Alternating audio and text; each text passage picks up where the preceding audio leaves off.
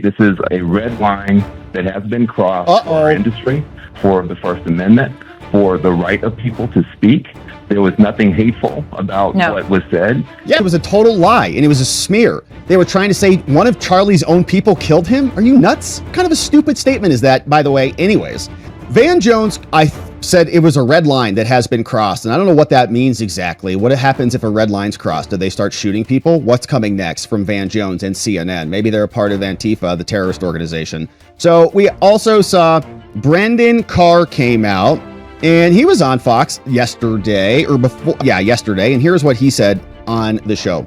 Yeah, you can't avoid ratings. At the end of the day, the market is going to be undefeated. And a lot of these corporations, Disney and Comcast, they have been protecting and frankly subsidizing this content. Again, once President Trump smashed that facade, he gave a permission structure to local broadcasters to finally stand up. And when you're losing money, in the case of Colbert, reportedly $50 million, that's only going to go so far. And the same thing with Kimmel. They're now facing the consequences of the choices that they made to appeal to a very, very narrow audience. Again, you can do that. You can start a podcast. You can go on YouTube. Yeah, like the rest of us. If you're going to have a license from the FCC, we expect you to broadly serve the public interest. Makes sense, because they're public airwaves, and you're not entitled to them. So he is now gone. Here's another one. This guy, Patton Oswalt, is visibly shaken by the news of Kimmel's firing.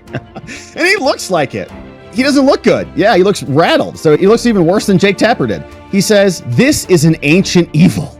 I meet people every day, every weekend doing comedy, and I know this is not what they voted for.